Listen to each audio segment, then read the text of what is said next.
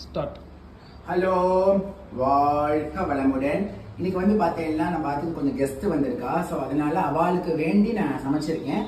என்ன சமைச்சிருக்கேன்னு பார்க்கலாம். உங்களுக்கு சுட சுட சாதம், அப்புறம் ஒரு 8 தான் போட்டு முந்திரியும் பாதாமும் அரைச்சி ஊற்றி சூப்பரான ஒரு கதம்ப கூட்டு, பேபி உருளைக்கிழங்கும் வெண்டைக்காவும் போட்டு ஒரு வறுவல்னு சொல்லலாம், இல்லை வறுத்த கறி அப்படின்னு கூட சொல்லலாம். வாழைப்பூ போட்டு கொண்டக்கடலை, ராஜ்மா, அதுக்கப்புறம் வந்து பயிறு, பாசி பயிறு போட்டு வடை செஞ்சுருக்கேன்.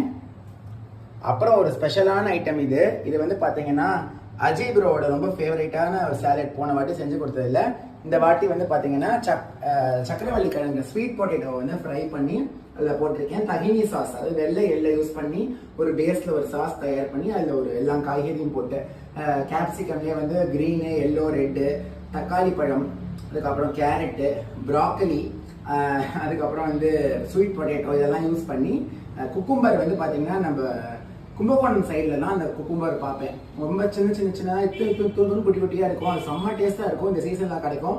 சென்னையில் இது வரைக்கும் பார்த்ததில்லை. பட் இன்னைக்கு மார்னிங் எதேச்சியாக சேகரை நான் கொண்டு வந்திருந்தாரு.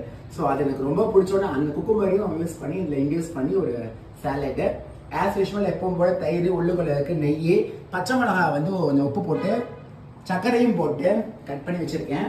இந்த சாலட்ல வேணுங்கிறவங்களுக்கு அப்படியே ட்ரெஸ்ஸிங் யூஸ் பண்ணிக்கலாம் அப்படின்ட்டு தான். இதான் இன்றைய சமையல். எப்படி இருக்குன்னு கண்டிப்பாக கமெண்ட் பண்ணிக்கோ. இன்னொரு வீடியோ சந்திக்கிறேன். உங்களுக்கு விடைபெறுவது உங்கள் விக்னேஷ். நன்றி, வணக்கம், பாய்.